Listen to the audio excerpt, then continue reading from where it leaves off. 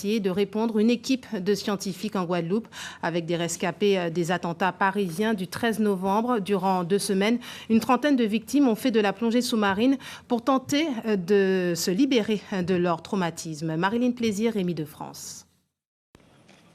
C'était il y a 2 ans. Ce soir-là, au Bataclan ou sur les terrasses de Paris, ils ont côtoyé ou frôlé la mort. Longtemps, le bruit de cette fusillade a hanté leur nuit. Aujourd'hui, c'est loin d'être de l'histoire ancienne pour ces rescapés des attentats de Paris. Pour beaucoup sur ce bateau, les blessures ne sont pas tout à fait cicatrisées. Le traumatisme est encore à fleur de peau. Depuis 15 jours, ces survivants testent une cure de bien-être. Tout commence à bord avec les instructions du moniteur de plongée. On travaille sur la partie gravité et centre de gravité du corps surtout. Main droite, pied gauche. Alors main droite, pied droit, et puis ensuite main gauche, pied gauche.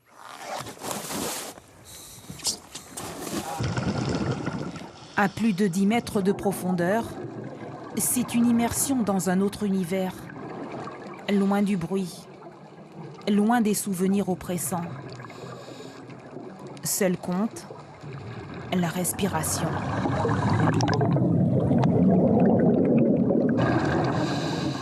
Pendant plusieurs poignées de minutes, ils font le vide en eux et se concentrent sur des postures. C'est une technique qui permet d'apporter un bien-être par la ventilation qui est ample, un petit peu comme les techniques de relaxation, par la pesanteur, par les phénomènes de cocooning. L'eau va effectuer une contention sur le corps et tout ça, on pense que ça va contribuer à cette sensation de bien-être qui va permettre de diminuer après le niveau de stress. Dans leur quête de paix intérieure, ces plongeurs, pas tout à fait comme les autres, sont guidés par 2 médecins spécialisés et des moniteurs de plongée. Après 2 semaines d'observation, ils en sont convaincus. La méditation sous-marine peut guérir les blessures de l'âme. On est passé de l'enfer au paradis. Car plongée après plongée, Fanny a réussi à braver sa peur des profondeurs et ses angoisses. On ressent un espèce de lâcher-prise dans le corps, de la sérénité, de la légèreté, j'ai l'impression de voler. Enfin, c'est merveilleux, quoi. Surtout quand on revient de loin, où il y a quand même beaucoup d'angoisse sur Terre, de pression, de tension dans le corps. Du coup, le fait de relâcher totalement sous l'eau, c'est merveilleux. Stéphane semble avoir fait la paix avec son passé et avec lui-même. Alors l'ivresse des profondeurs, il la vit sans retenue. Aujourd'hui, en plus, on est parti, il y avait un courant qui nous portait, donc on n'avait même plus besoin de palmer. Donc là, on avait l'impression d'être des astronautes complètement en apesanteur. Et la seule chose qu'on avait à faire, c'était se concentrer sur voir les bancs de poissons. Si les résultats sont positifs, cette expérimentation pourrait bien devenir thérapie pour des victimes de chocs émotionnels extrêmes. Vincent Meurice, rebonsoir. Bonsoir. On rappelle que vous êtes sophrologue et coach sportif, plongeur. Vous avez accompagné donc cette équipe durant cette dizaine de jours. L'équipe est partie aujourd'hui. Quel bilan vous pouvez faire, on imagine, après ces jours intenses? D'abord, un bilan hyper positif, puisque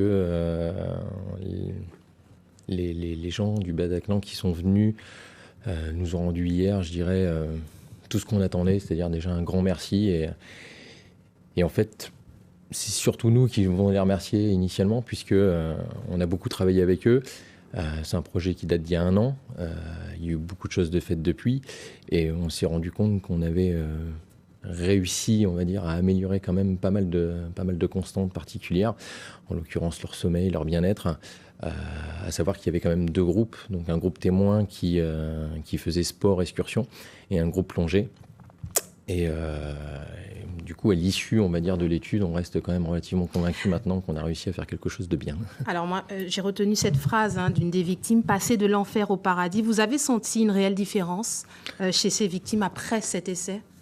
On a vu vraiment des virages à 180 degrés apparaître entre le début et la fin.